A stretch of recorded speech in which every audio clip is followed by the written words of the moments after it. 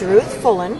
And you're going to be talking about... I'm going to be talking about my husband, Gene Fullen, whom I met when he was stationed at Fort Knox, Kentucky.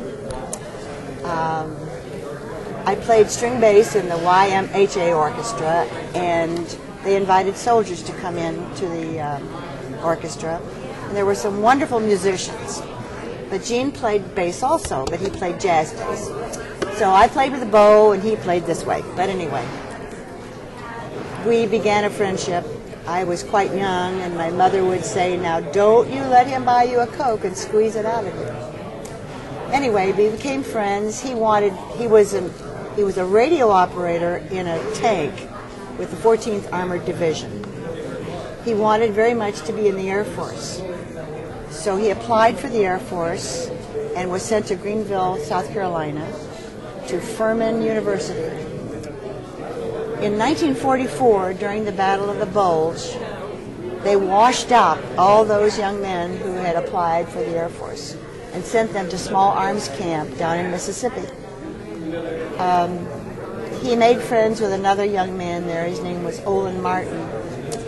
And they heard that they were going to be forming a group called Jeep Shows, where 3 men would go into the front lines, carry a gun in case they needed to use it, and would have a portable stage and would entertain the troops. Is this them?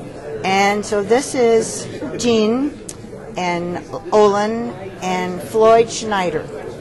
Now Floyd's father was a World War I U-boat commander on the German side in World War I. He spoke fluent German, and he would get the Fräuleins to do his laundry. All the Jeep Show guys got together and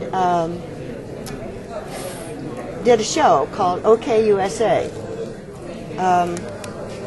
In that show were stars like Mickey Rooney, Bobby Breen, who was a child star, and the fact is I think Bobby's still down in Florida performing. Red Buttons, Hugh Martin, who wrote the Trolley Song, was also in this group. Gene List, who was a concert pianist, and Gene performed at the Potsdam Conference, as well as the OK USA guys. The Potsdam Conference, you know, was with Churchill, Truman, Roosevelt, and so that was really a wonderful, memorable occasion for him to perform there. Yeah, I'm thrilled you hang on to these, and I really appreciate you showing them right. to them. I mean, these are in really good shape, and I'm glad we got to see them.